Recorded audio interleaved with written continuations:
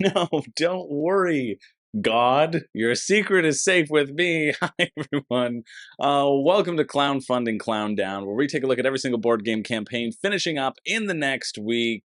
I'm excited to be here. I'm excited to be here with all of you, and we're going to get right into it, is what I always say before I just vamp and talk about other things. But before I talk about those other things, I want to give a huge shout out to all my newest patrons. I'm filming this a little bit early so that I can get in more games with my cast. It's happening. It's finally happening. Tomorrow I'm playing Rising Sun, and, well, I will win, and I will enjoy doing so.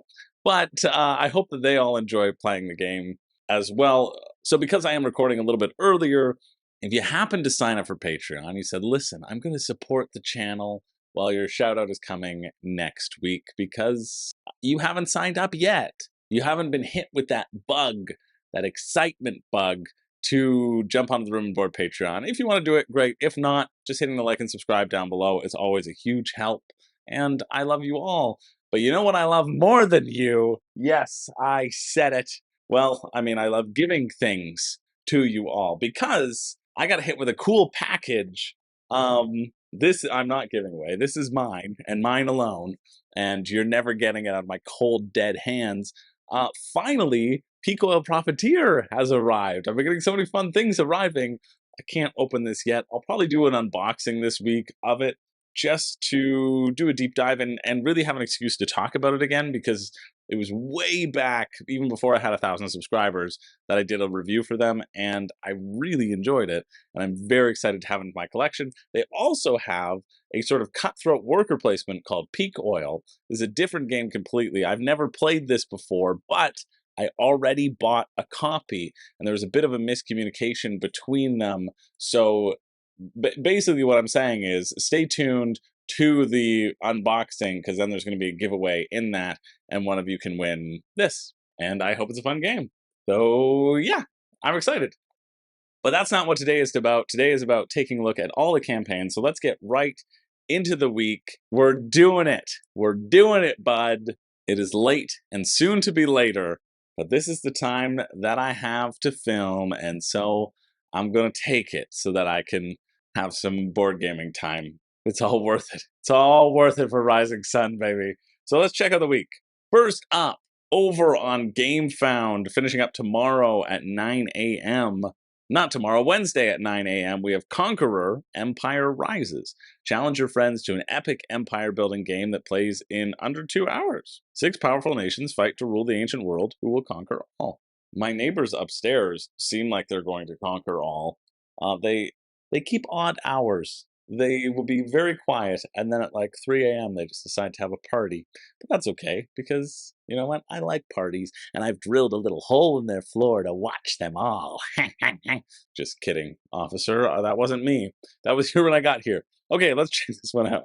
Look at this tab. Look at this tab right here. Music to my frickin' ears. Read the rules? Yes, please.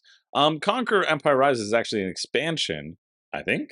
Yes, it is. It says it right here. But it overhauls the game in its entirety with the introduction of elite units and faction abilities, new units like archers, combat cards, trade tracks. So there you go. Best played with 4+ players. I love that. I love that right there.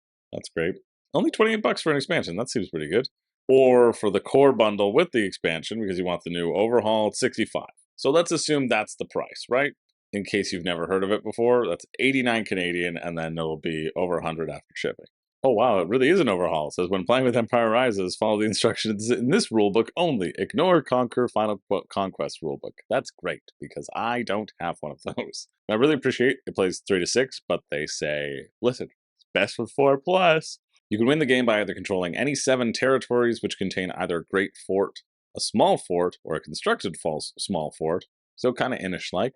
If no player is able to control 7 forts by the end of the 10th round, players move to scoring victory points. You can earn victory points by controlling any territories with forts. So first to 7, I like that. I like that on Inish. Yikes, in the unlikely event that you lose all your units and territories, you are eliminated from the game. I don't like that, but at least they say unlikely, although I think it's just to lessen the sting. Love that when it says deals are not binding and you can't show the cards in your hand. That's cool. It's going to take place every round. It takes place over 5 phases. Remember, 10 rounds and you're done. There's going to be the new year, some taxation, some policies, some preparations, and some campaigning. New year, it's just a little event. Taxation is just income, but I guess they have to divide it into 2 separate phases because then it makes it more exciting. Policies, either trade or earn currency, upgrade your units, or build a district. Okay, so in turn order. And then preparation, recruit standard units, elite units, and heroes. Everybody does it simultaneously. And then in turn order, you also move into tax. So the main things are going to be like manipulating your currency and preparing in the policy phase, and then campaigning, moving around, going into other people's areas, and getting those 7 places so you win. I like that there's secret information, but there's a chance to be able to look at it during trade. That seems neat. And then everybody's going to be building civilian districts because they're going to give you good stuff. Well, that's cool. And you can upgrade your units as you go along. Neat. Each of them have kind of one thing that you can do to give a little bit of asymmetry. I like that. Yeah, each building has a different effect. Elite units can come in. Heroes can come in. Cool. And then you move your units, and then you fight. What's fighting like? That's what I want to see. Here's a battle round. First, you can move people in from outside. People can join the battle. Archers attack before the battle begins, which will have an effect on people's total strength. Then you can secretly play your hero and battle tactic cards, which I'm going to look into a little bit more. And then you roll a dice, and the total strength of each army is totaled. This is just better risk. So you still get the strength, and then, oh, each player only rolls 1 die. Okay, great. I thought you were rolling a dice for each unit, and that was going to be absurd, but you just roll 1 dice so that there is some randomness, that you can come out with a good roll to win. I like that. I like when there's that randomness, is that it's not completely deterministic, and that you have to hedge your bets, or really be ahead of your opponent in order to assure victory. I think that's kind of neat. It seems very standard. It seems like a very standard area control game. I assume the changes that they're making, because they say this is a completely new rulebook that has asymmetry. I think the asymmetry comes with being able to upgrade your abilities and getting in like little hero cards and elite units, which seems cool.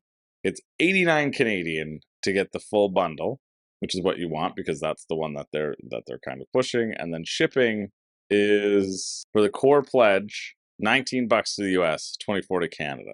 So it'd be like $120 Canadian for me. This is like 60. If it was 60, maybe I'm interested. 120? No, I don't think so. I mean, it looks fine, but I just have so many good.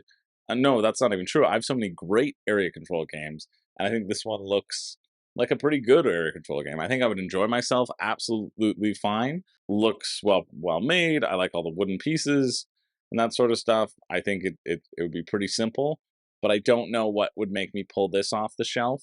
Like, I would rather add Inish to my collection. I'd rather add Cyclades to my collection, right? There's a lot of competition in this genre, and I think that's why it hasn't funded that much, but I think it deserves to fund more than this. I'm sure there are people out there who will super love it. So if you are one of those people, check it out. The finish is Wednesday, the 23rd at 9 a.m. Good start. Decent start to the week. Honestly, I don't think this week's going to be that good, so that might be the best. We'll see. Next up, we have Stop the Clock, the puzzle-solving card game. Consider yourself a problem solver? How will you fare against your friends and against a ticking clock? I always put a little ticking clock, regardless what I'm doing. I make sure to have a little ticking clock in the background just to, put the pressure on people. Interviews, bring it in myself. Keep it under the desk. The boss, suddenly, he's getting all antsy and wants me to leave. And I say, thank you so much. He goes on his lunch break and then doesn't call me back. Oh, seems like a little bit of an escape room-esque style game. Puzzle game. And of course, I love making puzzles, so finally I can make both happen with this new game. Inspired by my original puzzle book, The Last Pyramid, pitches you against your friends to solve puzzles as fast as possible. The more puzzles you solve, the quicker you solve, the more points you can earn. Interesting. It feels like, I don't know what it feels like. I'm going to read more before I say something that I will regret. Share out the cards, start the clock. Each player has a puzzle to solve. The quicker you solve it, the more points you have a chance of winning. Plus, each deck contains a handful of yellow disruptor cards designed to make the game even more exciting. I don't know if I like that. Including how to play without the internet. Yeah, it just feels like it's going to be an app-driven puzzle game on your phone that you race, and it could have been an app. Could have just been an app. 50 plus game cards, though. I worry that this is not replayable at all. Once you know the answers to the puzzles, right, you're going to know the answers.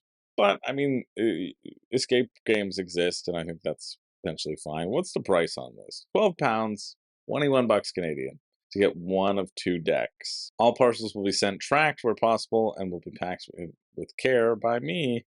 So if it's going to Canada, probably another 10 bucks, 10 pounds, which almost doubles the price to make it like $40-ish. $40 to get to Canada, probably $30 to get to the US. What will an exit game run you? 20 bucks? I think it's still 20. What will an unlock game run you? Yeah, you can get 3 for 40 bucks, right?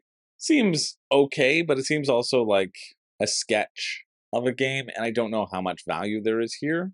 I'm intrigued, though. I don't think I'm intrigued enough to pay 40 bucks for it, but I'd be intrigued to play it.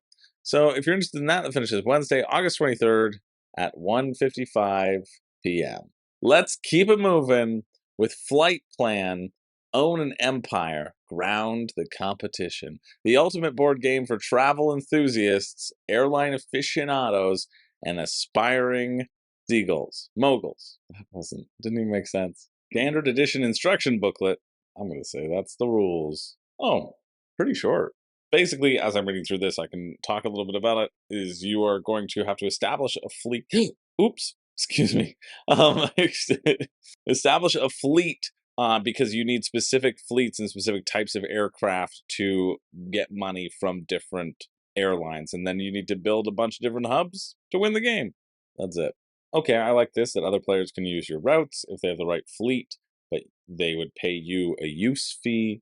So you're purchasing routes, you're purchasing fleets. You're trying not to let these random daily briefing cards that you draw and affect only you make you miss your turns, which I'm not a huge fan of. I much prefer if there are things that affect everybody in the round to have just a card that's like, hey, you don't have this, you miss a turn. Doesn't sound like that fun to me. But I do like that you can haggle and you can sell things to each other. How to win. Connect all 6 regions using a network of connected routes before any other player, or establish a hub in at least 3 of 6 operating regions, or own all the short-haul routes in any 2 regions. So a number of different things to keep track of that you're going to forget about while you're playing the game. Okay, it seems okay. Flight Plan takes a bit of Ticket to Ride and Monopoly and turns them on there. That's not a great quote for all the people who vehemently despise Monopoly. So the only difference in the Kickstarter edition is that there's more routes? That just seems horrible. Well, they've gotten their $39 exclusively for pre-campaign VIPs. So people were supposed to purchase this before the campaign even started? Like, what's going on with Kickstarter? It's not the first time I've heard of this, where people are saying, yeah, before the campaign even starts, before you know anything at all, buy the game. And then when the campaign starts, you save yourself $10. It's like FOMO on FOMO on FOMO. Would not purchase this additional Kickstarter version. That seems ludicrous to me. Because, okay, either there's 2 things. One, that this version, the base version, doesn't work because it doesn't have those routes. Or 2, that those routes don't matter, so don't include them. Estimated shipping, let's see. From Easy Ship. United States, 15 bucks, Canada, 25, and then 35 for most other places. So even if you're getting the base game, to me in Canada, it's like $75, and nah. I mean, it just doesn't seem like something that I'm personally interested in. I'm fine with Ticket to Ride. I don't think this elevates Ticket to Ride any, which is kind of the competition that you're going with. And I've heard Pan Am is great, and so I'd much rather try Pan Am than try this one. But if you're interested, check it out. Which is Thursday, August 24th at 9:41 a.m. Moving along to Reign Absolute, Umbrous Edition, the compact streamlined version of the ultimate rapid strategic fantasy. I had a rapid strategic fantasy one time, and then somebody told me that it was too quick.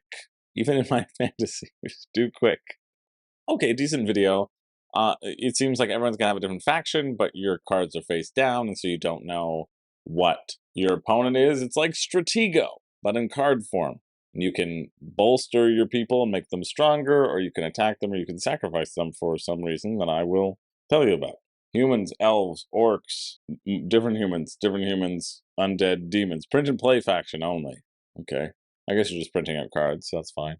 Yeah, players begin by selecting a faction, each with their own unique units and nuances. Print and play is going to be $5 though. This is where I think this should sit. I don't know. $12. You know what? I like $12 card games. People go at 15, people go at 20, people go at 25. I really like seeing $12 card games, and you can pick it up at Gen Con 2024. Why is that cheaper? Why is picking it up at Gen Con cheaper? Oh, because it's part of the early bird special. So they're charging it for 15 now, or you have to pick it up at Gen Con. So $21 Canadian, yeah. Not as interested. It's very simple. You can move your people, or you can attack by flipping it face up, or you can doom. Oh, a unique action that removes one unit from all players on the battlefield. Okay, I like that quite a bit. Because then it's not just, oh, okay, I know where my opponent's big boy is. If you know where your opponent's big boy is, you kill one of your little ones and you remove one of the big ones. And so then you want to bluff where your big ones are. Okay, I really like that a lot, actually. After the action phase, there's reinforcement. Player draws and plays a reinforcement card. Temporary unit buffs. You want to find their opponent's liege unit. I like that. I like that with the Doom. The Doom mechanic really turned me around on it. This, though, is so stupid. And a Kickstarter exclusive hand-painted Empire Knight 50cm statue. I guess if you like minis, but just like, why pay $250? Go and buy some other minis and just paint them yourself. Shipping to the US is $6 or $8 or $10. So yeah, it'd be like $30 game for me. Not really that interested. I'm interested in it being a $15 game. But I really do like the Doom mechanic. That makes me not want to crucify it that much, so I won't. If you're interested in that, it finishes Friday, August 25th at 5:06 a.m. No, not doing that. It hit its goal. 11 backers. I don't think so. So let's move along to a pretty big one. It's raised a lot of money. Vampire the Masquerade Milan Uprising. A cooperative board game experience for 1 to 4 players set in the world of darkness, only available on the Teburu system. Wow. That's still making a push, huh? For those of you who don't know, Teburu, if I remember, is a mat that's electronic that can light up and you play games on it, basically. You play as the anarch vampires of Milan, struggling for autonomy against the oppression of the Camarilla sect. Alright, so that's interesting. The Teburu system is something that can track things and track your little minis as you move them on the board. You kind of overlay your board on top of the Teburu board, and then the Teburu board will sense things and then relay that information to the app, and then the app can kind of guide. You can see there's a big iPad that was in the trailer as well. It can kind of guide the story and tell you what's going on because it knows where your people are, which seems fine. Seems like it's eliminating upkeep. You know, maybe 40 to 60 minutes you'll get a jam-packed game because you don't have to worry about the game. Maybe the game's doing everything for you. It's like an AI usage into board gaming for the upkeep of a cooperative experience. That might be pretty interesting, actually. I don't know if it is or not, but Teburu, the future of board games, seamlessly integrates the physical and the digital worlds, while the system takes care of the game rules, enemy behavior, and storytelling events. Learn quickly by playing, no rulebook. I don't like that. I don't know. I'm scarred because the only time I learned with like an app, I used the Dized app to teach me how to play the Night Cage. The Night Cage is very simple. And I was infuriated by the Night Cage, but I was even more infuriated by the app being repetitive and telling me things I already knew and having an annoying soundtrack and all these sorts of things that I just didn't want. I was hoping it would be this magical thing to teach hands-on learners how to play, and it kind of was, but not really. I just don't care about making this more expensive. Geez, like Collector's Pledge and the Teburu bundle, you're going to have to buy a Teburu system if you want to play this game. Just to play this game, I don't know. And then you have that buy-in, right? You've bought the Teburu system and you're like, okay, I got to get the other games that have the Teburu system. But nobody cares about it. Nobody cares to put the little chips in their minis and their dice to track things around. So you're just going to be having a sunk cost fallacy up the wazoo. That being said, it is cool if you roll your dice and then, like, the game knows what you rolled. I'm really mixed on this. We'll see what the lowest entry level is, which looks like it might be, I don't know. You're going to be exploring the city. It says you're going to have to fight against different factions. Choose your approach. So skill checks. Campaign full of secrets. Enter an enemy location, and an ambush may be triggered. That's cool. Considering any active modifiers, okay, yeah, like you're making a good case for how this can be used, right? It's like, hey, I got to modify this, and this is happening. You roll the dice, it knows what you rolled. It can do those things for you. Boom, the result is just there. You can keep on being immersed in the story. All right, what do we got? So you have the Deluxe Pledge, which does not include the Teburu system required to play, or timed unlocks. So I'm sorry, the Deluxe Pledge doesn't include timed unlocks? What in the shit is that? So the lowest bar of entry is 190 euro because the Teburu system costs 100 bucks. So it's $286 Canadian. I'm just infuriated that these timed add-ons or the timed unlocks are not in this game. That's so stupid. Day 7 unlock the unending dream. Day 5 no, so these are not unlocks, they're just the expansions that you have to that are involved in the collector's pledge. God, it's so stupid. Anyway, here's how to play, because I doubt there's a rule book. You move and investigate. You spend your resources to place influence cubes to take spots in the city. Each location you can engage with different things. That's cool. And it's basically saying the app's going to do all the work. Customizing, remembering your stuff, remembering your own hidden information, personal objectives. It's a really good pitch. I'm just personally skeptical. And I think if this is going to be around to stay, it'll come back. And if not, then you don't have a piece of junk that nobody's designing games for. Shipping, 20 to 30. Teburu Systems weight does not significantly influence the price, so 35 to 45. So it's a $300 game here. People drop 300 all the time on big narrative experiences. I just don't know if this 25 hours that you get with your little piece of machinery is worth it. I'm really torn. Like, I appreciate innovation, and I appreciate the innovation that is being put in here, but I just don't think I appreciate it to this extent. However, if you are interested, that finishes on the 25th at 3 p.m. Don't do it. Just don't do it. I just feel like the technology, nobody is creating for it. They still don't have an SDK, which is software development kit. At least that's what Google tells me, which means they can't get it to other companies. And then other companies who use things like app experiences, like Lucky Duck, they're probably just going to stay with their app experiences because they want to maintain that lower cost, right? I just don't see Teburu being enacted or taking off. I just don't see it as it being an effective trend, and I think it's just going to sit on your shelf. So because of that, and they're hitching their boat to this wagon, it's made quite a lot, the most this week, but still, I wouldn't do it. But if you want to do it, check it out. The finish is on the 25th at 3 p.m., like I said. Moving along to Betwixt and Between, the Fairy Queen's Whim, the final expansion for Betwixt and Between, and the Tweens, before the Twinks and the Tweens, right? Is that it? And the last chance to get this unique adventure board game based upon European folklore. Now, this is created by All or None Games, which I only know about it because they're the people who did Hidden Arc, which convinced me to back. So I'm expecting gigantic, huge things, and we'll see how let down I am. All right. It doesn't seem like the Fairy Queen's Whim adds much of anything at all to like the main game, so we're going to focus more on the main game. Yeah, you can see 15 euros, just adds in different goals and some familiars, basically. The new Mystic would be 75 euro. Copy of Betwixt and Between with both expansions. If there's an add-on where you can just get the base game. Who knows? Let's see if it's even good or not. All right, rulebook is, yeah, a third down the page. Check this out. That's a big one. Okay, this is kind of neat. So you're going to draft cards that will be your mystic story. And these are cards you're basically going to have access to put down onto the board. There's going to be some magical elements on each card and a bonus when you play it. But this is the more interesting part to me, is that each card does have an action, but it only has an action when you encounter it with your mystic on the game board.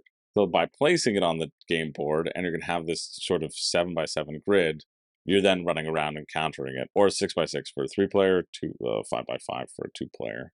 You're also going to have activation tokens, so you use these to represent your actions. Oh, neat, too. And this is what their board is. This is why you're collecting different gems.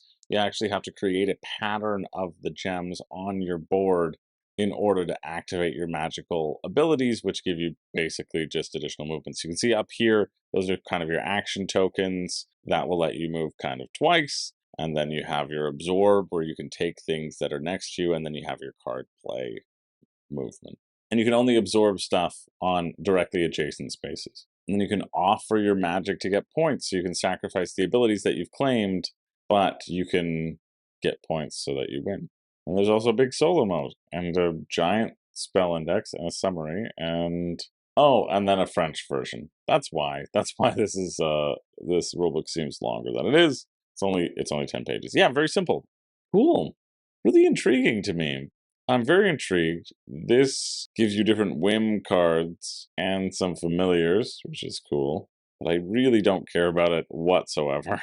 The handpicked crystal magical gem add-on is back in a limited quality. Shipping to Sweden, again, 50 secs. That seems to be going up from Hidden Arc. Or they're just rubbing their numbers in my face. Rest of the world, €9 or 25 euros. Yikes. For the other rewards, the heavyweight. And it doesn't look like there was a way to just add on the main game, which is unfortunate, because I am absolutely not interested in getting a full package. Even if it would give me access to 50 secs, I'm sorry, I'm staying with the teeny tiny package instead. But hey, if that interests you, that finishes this Friday, August 25th at 4:15 p.m. Let's move along just quickly. This is also over on GameFound. I wanted to mention it because it looks really cool, and it's probably going to be ridiculously expensive. But hey, if you're the type of person who loves terrain, well, this terrain looks neat. An exclusive reissue of our Wildlands modular terrain featuring all new forest, mountain, and swamp bundles. How much is? Oh my friggin' lord! Wildlands Reforged Mega Bundle, painted, $3,562. And that has been pledged 16 times. Or you can stretch pay it for only $1,200 a month. Are you kidding? $5,000? $5,000 for terrain. What are you doing? Who hurt you? I mean, you like what you like, I guess, but like, I'm sorry, the table coverage options, some dressing sets, and stretch goal unlocks are not included. So for $5,000, you don't get stretch goals.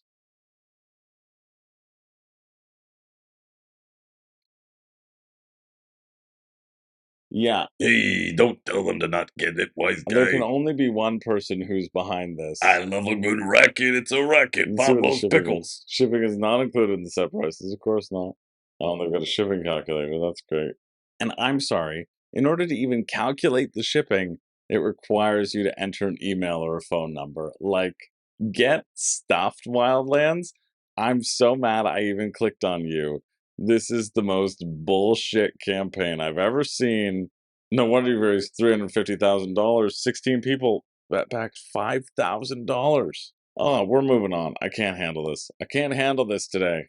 I am more offended by Wildlands than I am this upcoming game that I know is going to offend me completely.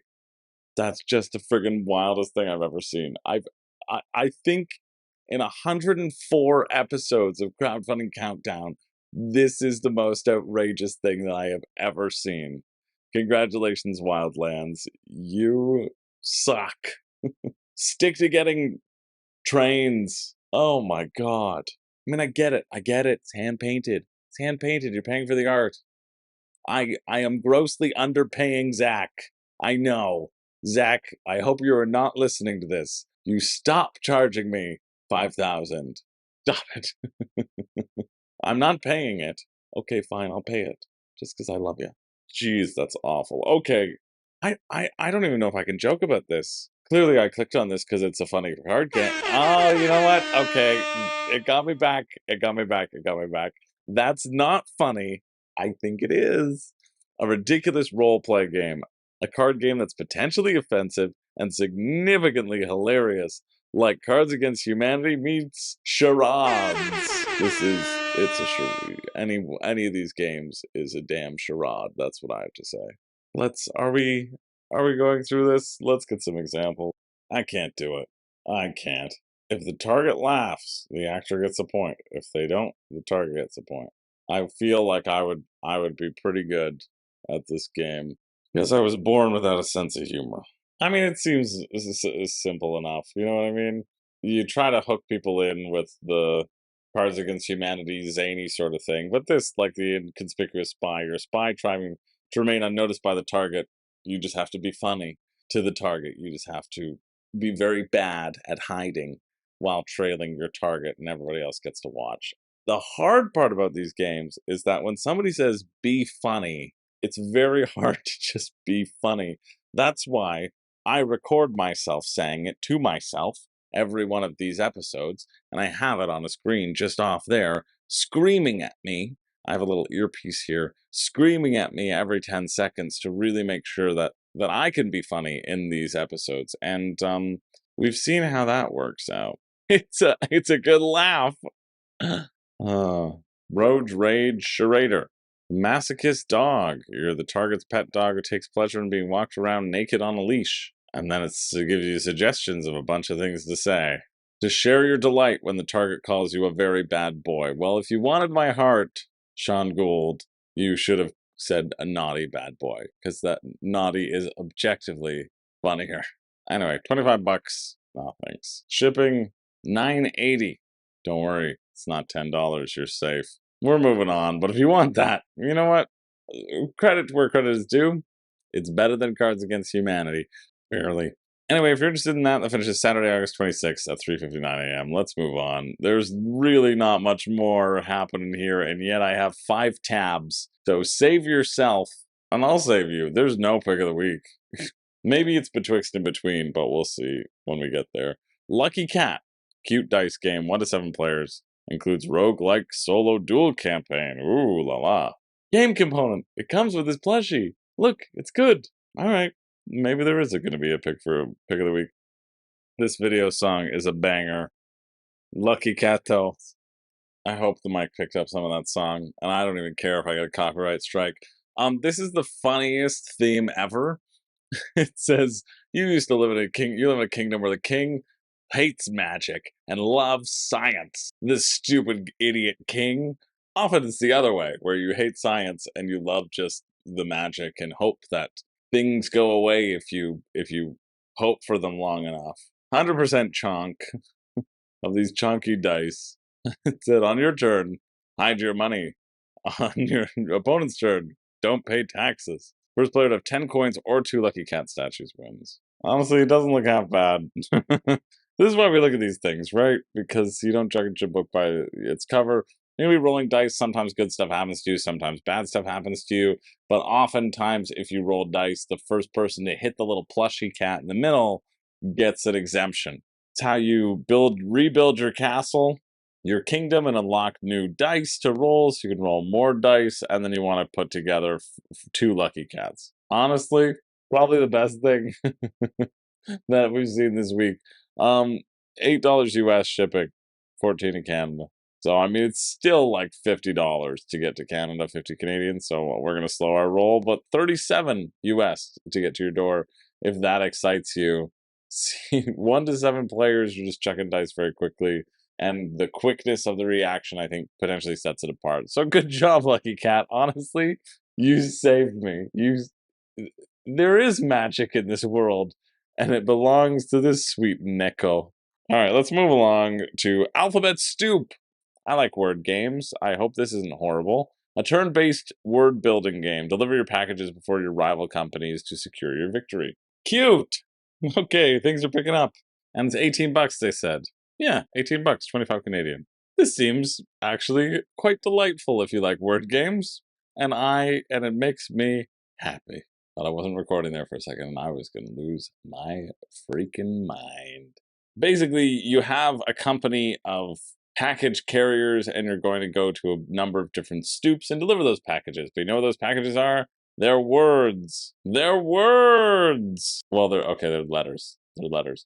But you use those letters in combination with the letters that are already there to create words, and that's how you get them off of your poor person's back and onto the stoops. You can also gain points if you make a 6-letter word. Like, see, that's saying it's a 6-letter word stoop. There's also little mailboxes, which can provide you with envelopes if you're making words at that location. There's also ways to claim it as your own location and get points for that, with a stamp token right in the corner. And finally, if you've earned 9 victory points or dropped off all your packages, you win. Read the rulebook, it's right here, but I don't feel the need to because it was a very great video, very clear. I'll see if there's anything that I missed and let you know, but don't think so. Oh yeah, I didn't mention that you have 3 actions per turn. That's important to mention. You can move your people around, or you can drop off packages. What's shipping like? Country to the USA, $9 for 1 alphabet soup. That's pretty good. You can get it for 27 bucks US. Oh yeah. Canada, 34 US, so $50. A bit too pricey for what it is, but really like the idea of it. What a lovely, refreshing little word game for a good price, a very reasonable price. That sounds great. That finishes Monday, August 28th at 1:59 a.m. See, this is, again, why we look at everything, because I was going to judge some stuff by its cover. Actually, I was excited about this. I forgot that I clicked on this because I thought, oh, I like little word games that are cheap, and I was right.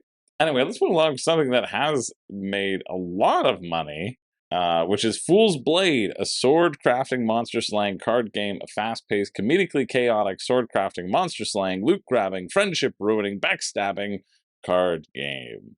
All right, a heartfelt plea from Circle Tunes, who has 2.5 million subscribers on YouTube. So me, with my 12.5 million, it's a million. The K stands for million. Don't look it up. I'm going to tell you what I think about it. It seems very similar along the lines of Unstable Unicorns. 25 bucks though.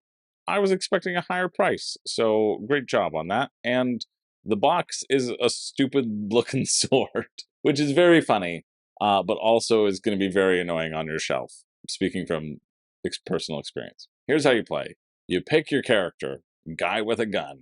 You hang out at the tavern by playing some cards. You visit the forge, where you can chain your cards together to make different combos. I think that's kind of neat. And then you can go questing, where you can get spells and equipment, which will help you slay a bunch of monsters, which will give you a bunch of stuff. See, there's a green thing that tells you what happens when you beat it, and there's a red thing that tells you what happens when you don't beat it. But you got a choice. Are you going to forge? Are you going to quest? Are you going to go monster hunting? Well, you're probably going to do forging and then questing and then go monster hunting in that order. And then use that stuff all over again. Well, and they do use, his name is Chris Chin, not Christopher, but he does use the same joke that I use very frequently, that his mom says it's cool. So, you know, it's okay. Where's the rulebook though, buddy? That's what I want to know. Are you just riding off people trusting your word? Because I don't. I want to read the rules. Thank you. Right here. At the very bottom of the page. Very bottom. Do we have shipping? We do have shipping. In here, $20 shipping to pretty much anything. Canada. Let's see what it's like to the US. I'm sure that's different because I'm sure this guy's based in the US. 12 bucks. So 45 Canadian, 45 US to get it to Canada. 37 to get it to your door. Definitely not. Well, let's read through the rulebook, see if there's anything else in there that we haven't yet covered. I think this is a game, if you like RPGs and you like this art, then I think you'll enjoy it. Sorry, I take that back. If you like RPGs, if you like this art, and you like games that just require you to draw random cards and hope that they work out for you, then I think you'll enjoy it.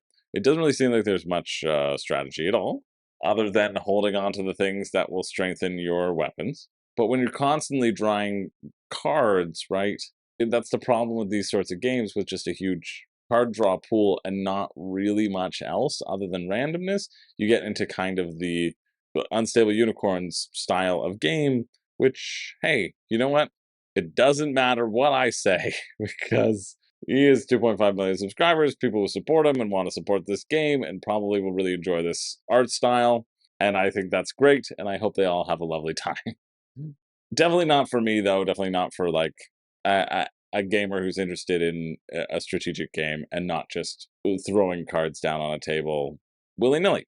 But check it out if you want to. That finishes Monday, August 28th at 11:51 a.m., my brother's birthday. Moving along, of course, this week had to have a Queen Games in it.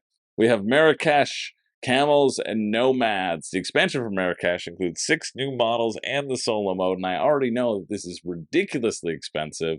971 backers have contributed $112,000. Time for some math on that.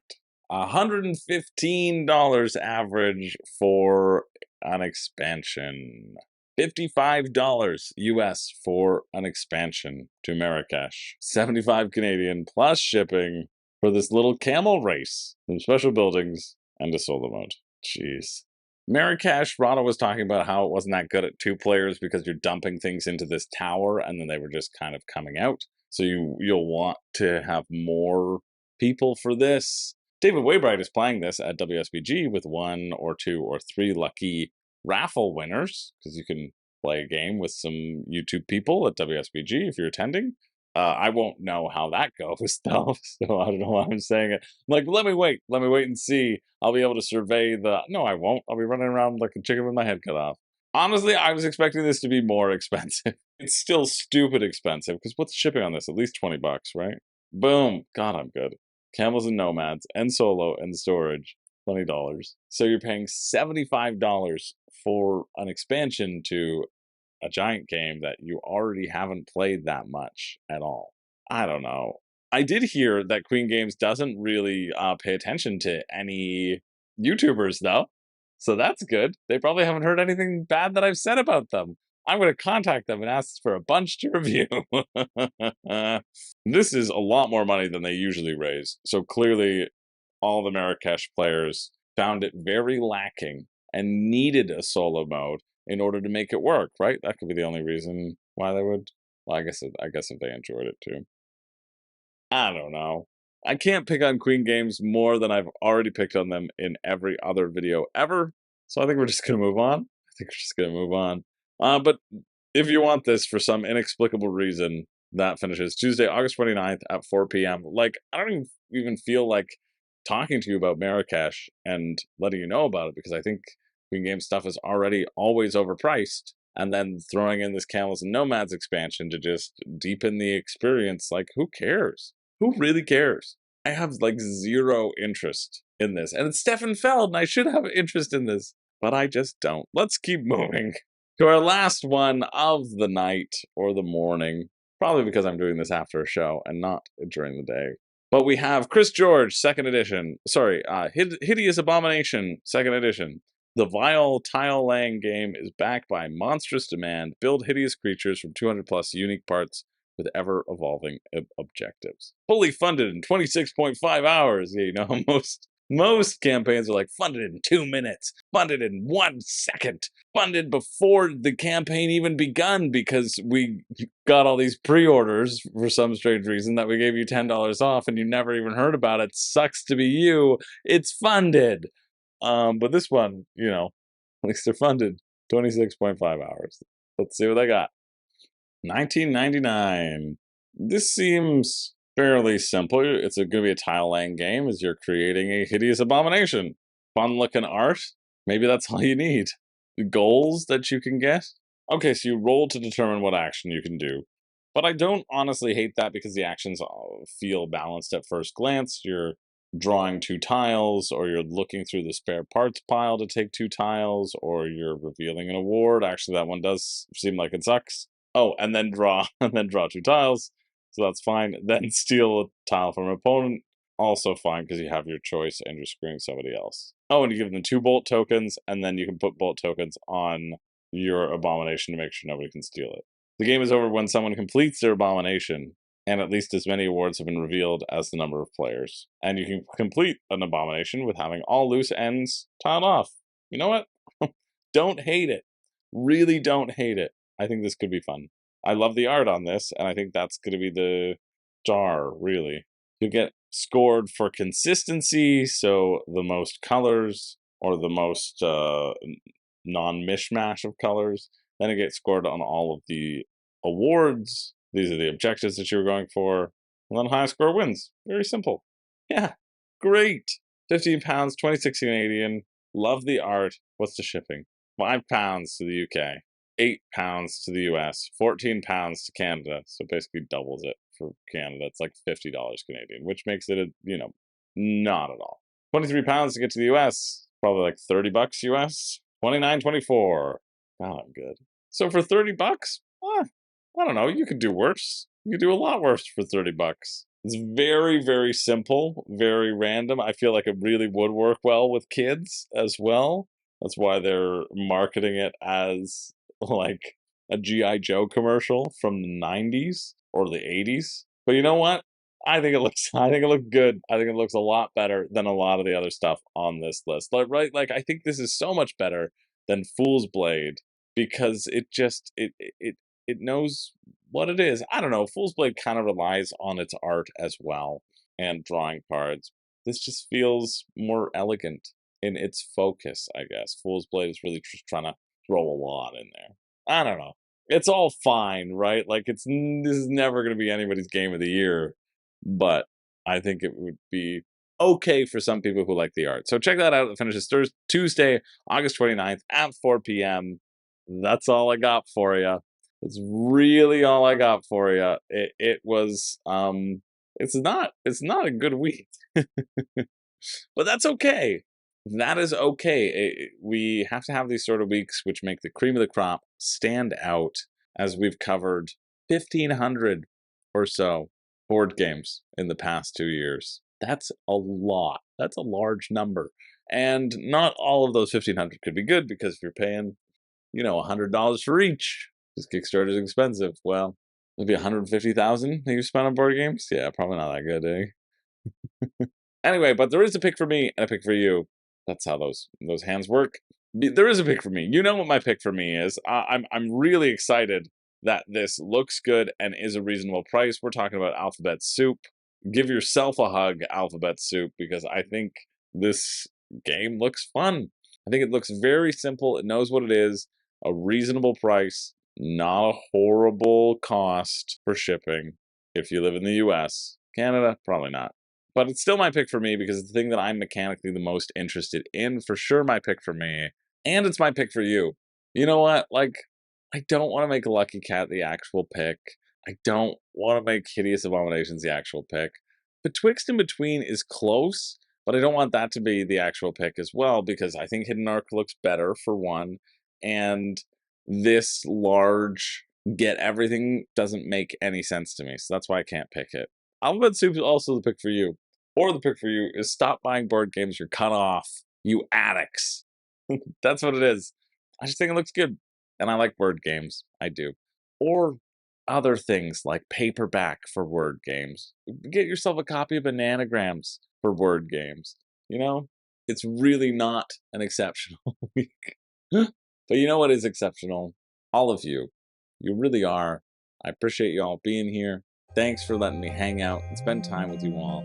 I feel very honored to be able to share the screen and share some of your time in your day. And I hope you have a wonderful day filled with lots of games. Let me know what games you've been playing that you've been enjoying, or let me know if you're backing anything of this, or how you feel about the Teburu system. Teburu, Teb, you are you. Hey, you are you. You are you, and you're perfect just the way you are. Anyway, I appreciate it. I appreciate being here. My name's Chris George. I don't have a catchphrase, and after this week, I don't have a lot of hope that Crowdfunding Countdown will continue. But it will, and I'll see you in the next one.